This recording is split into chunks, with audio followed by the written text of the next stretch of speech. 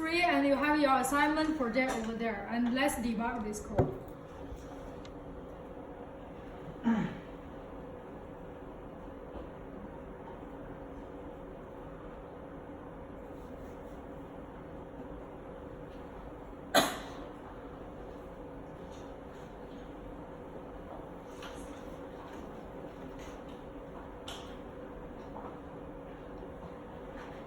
I hope you realize I'm trying my best to help. I mean, I'm supposed not to do this.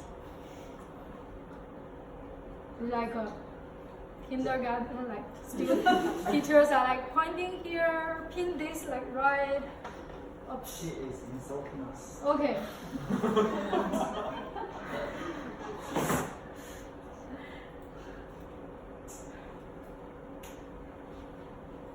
Okay. So at the beginning, you are pausing here. Correct? So let's go one step. So you just executed x12 equals to blah blah blah those numbers.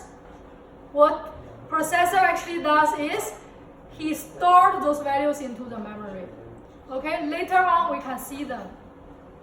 Okay, so and then one more step, you declare a variable buffer which holding 5 zeros there. Okay, and again they are in memory somewhere. Okay, and then you are in the for loop. For the first case, I equals to 0. That's why you are here.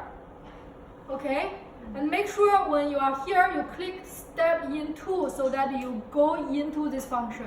If you do step over, you will jump to the next line of C. Okay, let me show you. If I do step over, can you see? I didn't jump into ASM, I jumped into this one. I jumped to this guy, okay? So let me restart. Okay, so I'm here, jump, jump, jump, jump, and then jump into. You are here, okay? Since here is empty, you are here. But since here is nothing, we didn't modify any registers. So now if you go to your register and take a look at the value. Okay, can you see R0? What's the meaning of R0? That's the first argument you pass into this function. What is the first argument? Look at this. What is this? What's the value for this particular case? 2, right? You are passing the first data, which actually x0. x0 is this guy, 2. That's why you see your R0 is 2, okay? And your R1 is holding the next argument, 3. That's why here is 3, okay? And R2 is holding the reset value. That's why here is 1.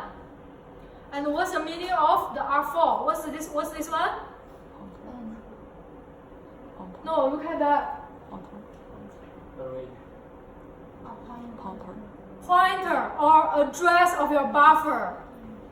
So this is actually the address of a memory location where your buffer is. If you don't trust me, copy this value. Still remember how to go to memory? Copy this value, click the bottom, memory, plus, key in this value, go. Can you see you are here? Basically from this cell, this is buffer 0, buffer 1, buffer 2, buffer 3, buffer 4. You totally have 5 slots in your buffer, right? If you say they are zeros, doesn't prove anything, okay, let's change to for your test, you can change this one, let's say 10, 20. I just want to prove you that the values are there. Okay, so let's debug this one more time. Whenever you change your code, you need to debug one more time. Otherwise, you can do restart. If you didn't modify the code, you can restart.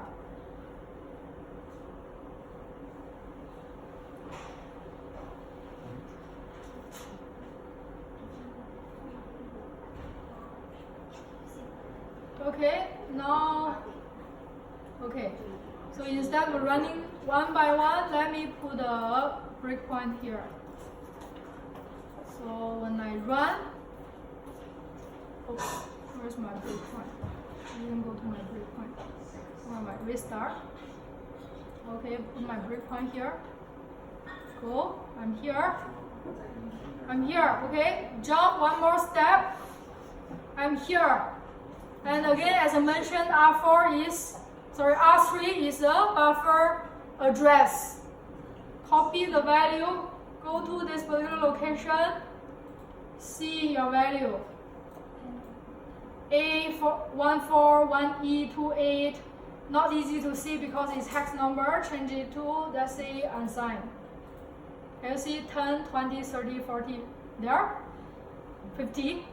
So basically from here, 1, 2, 3, 4, 5. These 5 locations are your buffer. Okay? And now let's write some code, okay? Very simple ones. Let's follow that one. What's the first thing? Okay, what's the first thing you need to do? Okay, after push, look at that logic. What's the first thing you need to check? You are checking reset, right? Where is reset?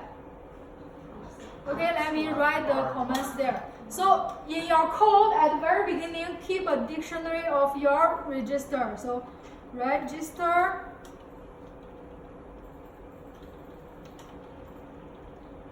am I like kindergarten teacher?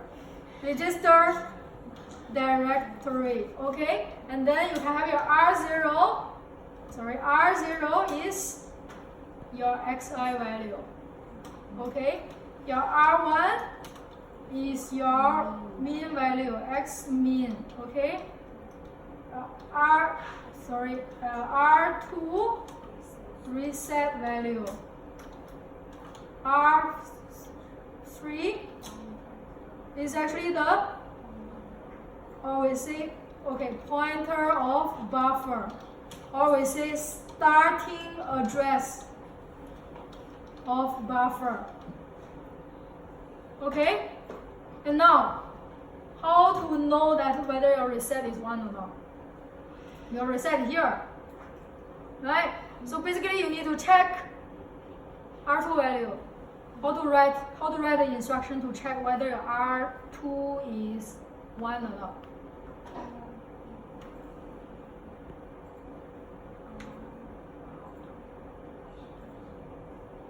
I want to check whether my R2 is 1.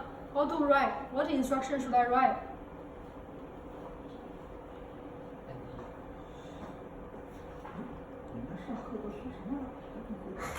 Yeah, answer his question. What have you learned in the lecture? Come on. How to know R2 is 1? I want to check whether my R2 is 1 or not. How to write? What instruction should I use? Compare. Okay. R2 with what value? You can compare either 0 or 1. Okay, let's say we are comparing 1. So basically here you are asking whether your reset is equals to 1 or not. The question is like that. So here should be yes. Here should be no. If this one is 0 now, here should be yes, here should be no. Okay? So you are comparing your R2 with 1. Then what's next? Once you compare, what will you get? Stop. Flag. Your flags are changing accordingly. Okay, so if R2 is equal to 1, your Z flag will be set.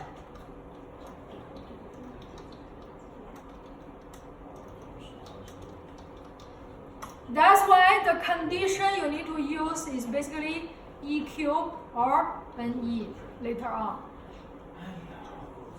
Okay, so compare, then you can use IT block at this moment because it will be a if-else loop, right? Is if-else loop. So IT, that's in EQ. Okay, EQ means this is the then line, which means if R2 is equal to 1, or we say if Z flag is equal to 1.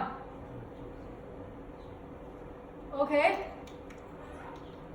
That's why here is EQ. If you are using NE, here will be the opposite.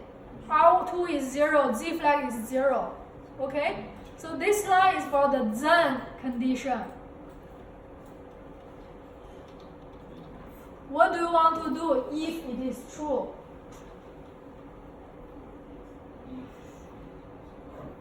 Look at the flowchart over there. If it's yes, what's next step? You want to store the value to the first location of your buffer, right? But as I said, to achieve that, you need two lines because you need to know the address of the buffer. I mean, for this case, it's easy, right? So how to do that? Store the value, in this case, the first data 2, to buffer first location. What instruction should you use?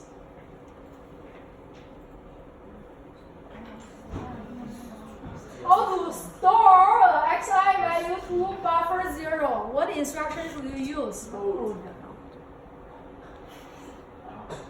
How to store? Okay. str. Okay. str. First argument is should be your xi, right? R0. In this case, R0 because your R0 is holding the value. Then, what's the destination address? Who is holding the destination address? R3. Okay? So for this, you have done up to here. Okay? And then what's the next one? This one is still within your then condition. Can you see that? This then condition means this one equals 1. Basically, everything here in this, along this way. Okay, everything here should be under then condition, if condition. Okay, so next line, same, which means you need to add in one more t here. So the next line will be still then condition. What do you need to do? CBPDR to get the buffer address. How to do that? Your CBPDR is already defined here.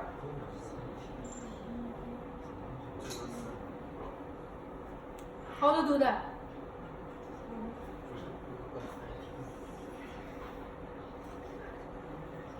Where is the, okay. So you want to put this address value into this location, right? Where is this data now? R3. R3 is holding this value, this address. Where is this? Where is your CBPTR? Memory. You are moving data from register to memory. What instruction should you use? Load. Okay? But before, okay, basically let me write it here. So, what I'm saying here, you need to use LDR. Okay? And your source register, your source is from R3. That's why the first one is R3. What's the next one? Wait, you are moving data from register to memory. What instruction should you use? Store. The first one should Wait. be loaded. Yes. This one is correct. No, this one should be loaded. Wait, you guys are confusing me. No, we should add one more line. So this one is you are basically getting a sorry. From memory to You are getting register. data from register to memory. Okay, if you're confused about this, write another line. Okay. This is to save, okay, save xi value into buffer. Correct? Yes. You are saving the xi value into buffer. So what is the direction? Buffer is a memory, so destination is memory. Starting point is register because your xi is in R0.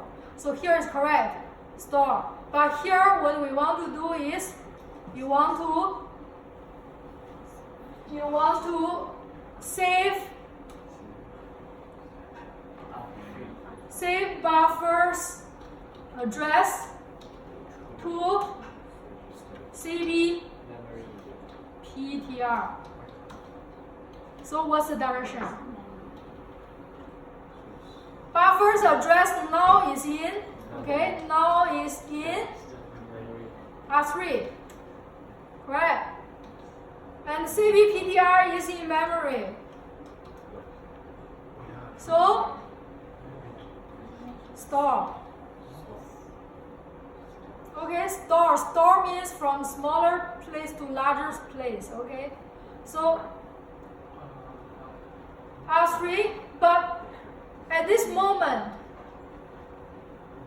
do you know CB PTR's address? No. No. Just like our ASM basic, for answer, you want to save something to answer, you need to get its address first. Which means this one actually in front you have one more step. Okay? Which is how to get the address of CB PTR. Load. Okay? Let's say I want, now you need to use a new register. Okay, let's say R4. Then how to write? Equal CB PTR. Okay, so here then you update your dictionary here saying R4 is address of CB PTR.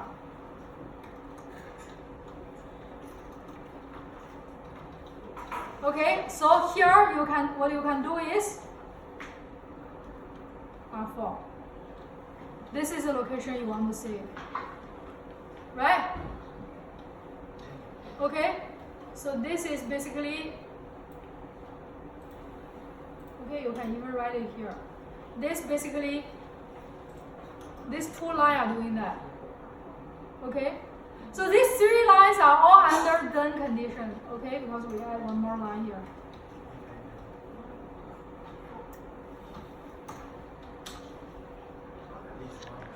Okay, so these three lines are only done when reset is 1. Okay? And you still haven't finished yet. Right? So you should have one more step. CBCTR should be 1. Okay? So you have one more step. Let's copy these commands here. So you should have set CB CTR to 1. How to do that?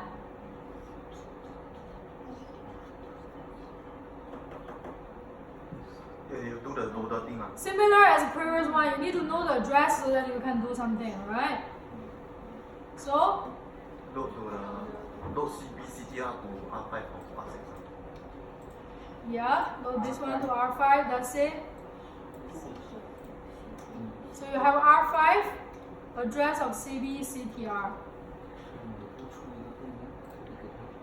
Okay, and then you should store value over there. Okay? But when you store, you cannot store immediate value. You cannot do like str0 R5. I don't think this works. So this value should be somehow in the register. Okay? Actually, we're actually trying to store in 1, right? So in this case, our reset is 1. you can use your reset because this R2 now is 1. Okay, instead of introducing another register, say R6, let R6 holding 1 and then put R6 into that, you can actually use R2. R2 is 1 now. So you can do that. Okay, so this basically set this one to 1. Okay, so here again, you cannot use IT block anymore because it's more than 4 lines. 1, 2, 3, 4, 5. We have 5 lines. Okay, so which means you may want to use a branch. What you could do is you want this whole thing. Somehow all these lines should go to if loop, correct? And it's too long that you cannot use the IT block. How you can do is you can use branch. For example, okay, let me make this one.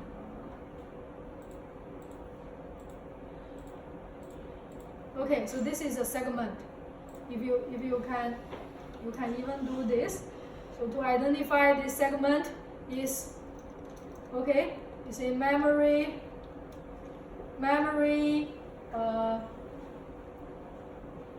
adjustment when reset equals to 1.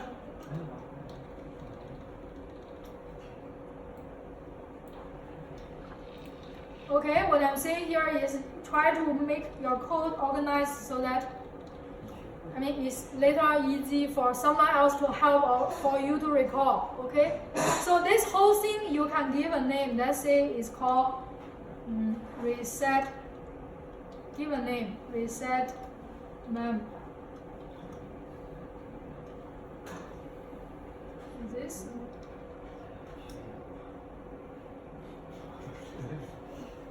Okay, so what I'm saying here is you can branch to this location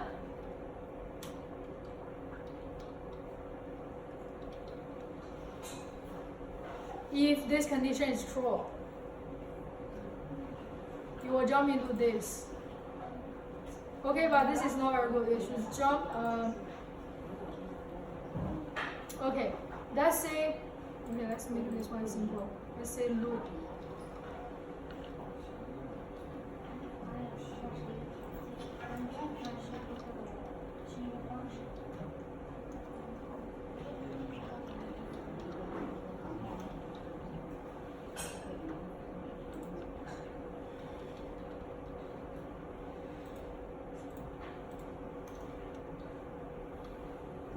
You need to organize your code because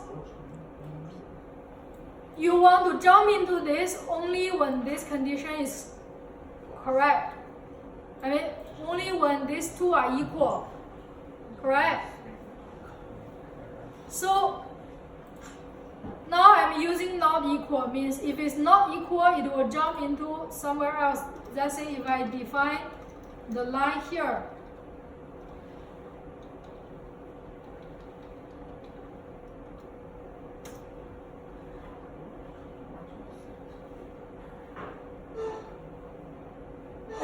Okay, so if these two are not equal, means you are not resetting. You do some other code. You write your code here, here, here. Okay? But if it's equal, you will not jump. Then you will do this. But look at this.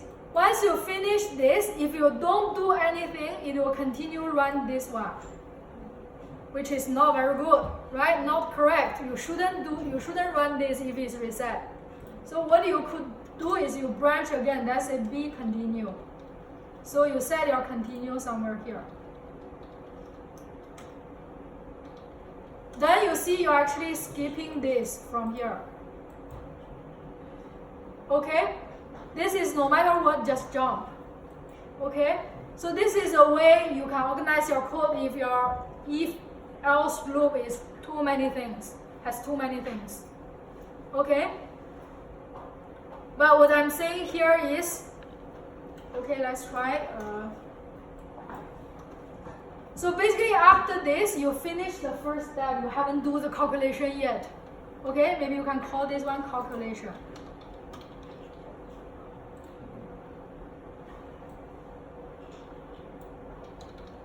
I haven't do any calculation yet. Okay? But let's say we do a simple thing, move R0 dash 0x 1, 2, 3, 4, 5, 6, 7, 8. I just want to give you an example. Because just now I have told you that when you jump back, R0 should hold the value that you want to pass back. Okay? So I'm just demo to you that later on this value is actually passing back to your C. Okay? And moreover, as I mentioned, you need to push and pop whatever register you have modified by your code. Okay, you have modified by your code, you need to push and pop because otherwise you may not be able to jump back. Okay, so you see at this moment we use register all the way from R0 to R5. Okay, my question now is, should you push and pop R0 and R0 all the way to R3? Do you need to? No. No need, right? Because you know exactly their purposes. They are passing data from C to assembly. They are not used to form that bridge. Okay? So for this case, I only use 2 more extra registers, R4 and R5. That's why at the very, very beginning, just right here, I should write push R4, R5. And then at the very, very bottom, just right before BXLR, I should have pop R4, R5. Do I need space here? I don't remember. Okay? Anyway, now you're basically ready to run. You have nothing here, you have nothing for calculation, but you have something passed back. Okay? So let's try this. You see how to start now? Okay?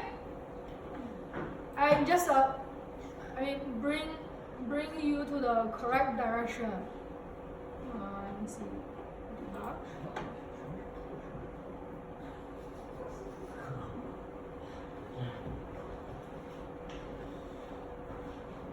Oh, I have error. Let me see. No. Space? I need space here. This one also.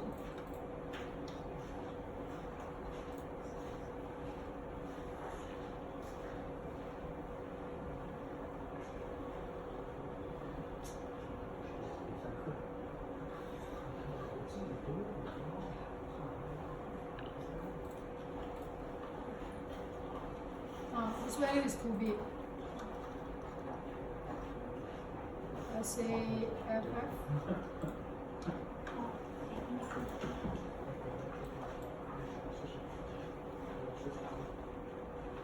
Okay, let's say this value to the digital number. 1 is 0. Because later you will see a digital number, in decimal number there. Okay.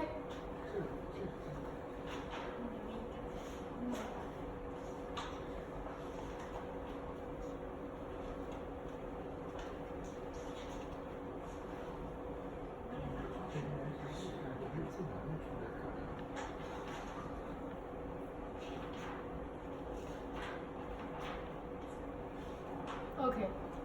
Then let's check whether your code is running correctly or not. Okay, we are here. I have a breakpoint here, so I resume. I jump into here. One more step. I jump here. Okay. So I will reserve. I will save my R4 and R5 original. You see R4 and R5, they have some values here. We don't know the meaning, but they may be useful. Okay. Later we are going to modify them. They are no longer these values. Okay, so one more step. You see your R2 now is 1, so you compare and you will jump if it's not equal. So for this case, your R2 is 1, you shouldn't jump. Okay, that's why you go one more step. You see, this is the location correct for the next step, right? So here, you are basically, what are you doing here? You are storing R0 value, which is 2 to buffer. Where's your buffer? Here, right? Again, monitor it. Okay, so let's go to memory.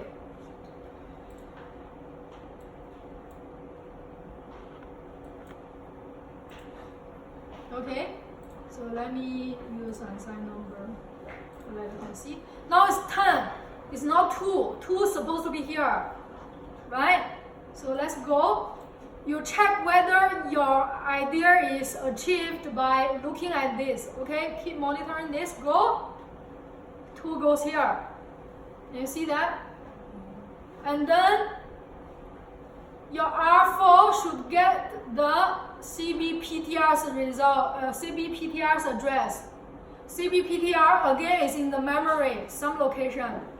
Okay, so go one more step. Look at your R4 value, 10000000. This location is actually your CBPTR. Okay, so you can go to that location. Currently is all 0. Okay, but you know for next step you are going to save the buffer's starting address to this location. Here is CBPTR. Okay, so go one more step. Can you see that? 100007F94. I have told how to read this. Okay. 100007F94. Exactly like your R3. Okay? And then next, you are going to see where is your, I think here I made a mistake. Should be CBCTR. No one catch me. Okay, here is for you to reset basically the N value. Right? Reset N equals to 1.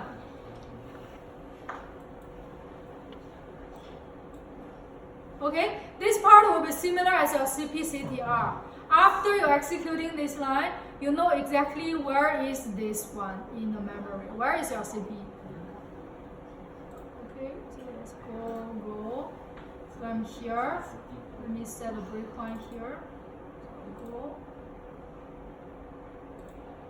Okay, I'm here just now. And you see, after I run this, your R5 should hold the address of CPCTR 1004. Okay, 004. So basically, these two are close to each other. So again, you go to this location and watch it. This location should be set as 1, right? Your N now is 1. So go. 1 is here. Okay, then you are going to skip this one. So far no data here, but you are still going to skip here. So you will be jumping here. Okay, so go. You see you are here.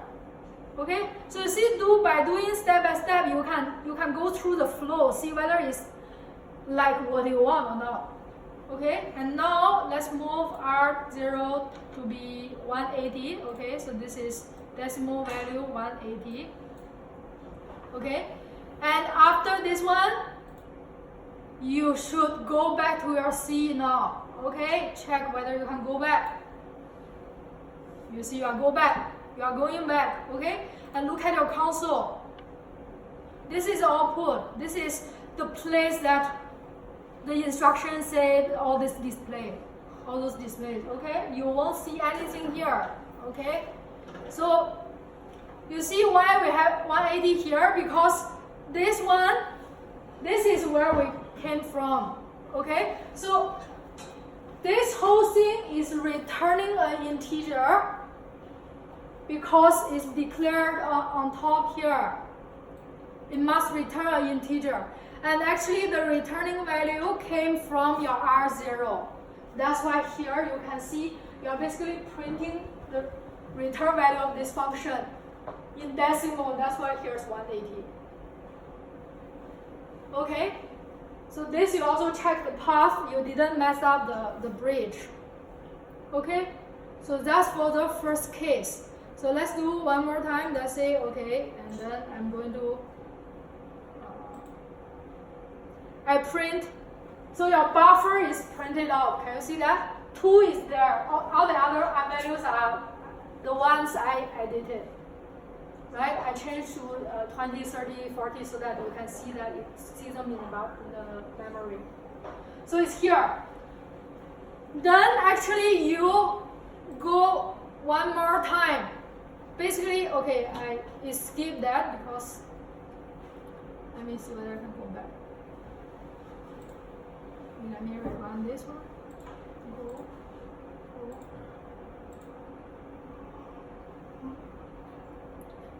Sorry, rerun.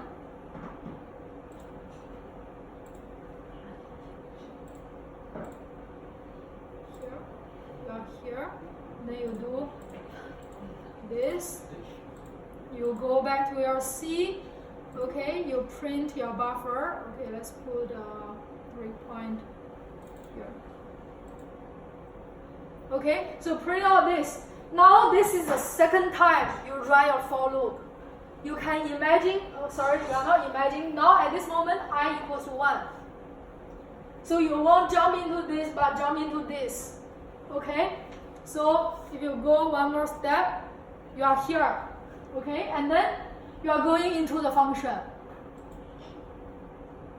But at this moment, you are not resetting. Your R0, your R2 is 0. R2 is holding the reset value. Now you are not resetting. The code, we haven't done the code yet. Okay, that's why you compare. You are going to jump to this location, which is nothing, and then continue here. Okay, and we also didn't save any data. That's why when you print, you see exactly your buffer hasn't changed. Okay, so you see how you work step by step. You need to have this one first. Clearly show what you need to do for different cases, or what are your cases. For my case, I'm checking reset. For your case, you may want to check something else first. I don't know. Okay, so you need to have a complete picture. And make sure all the cases in my slides, all those cases are covered, all those possibilities are covered. Okay? Get the idea? How to start, right?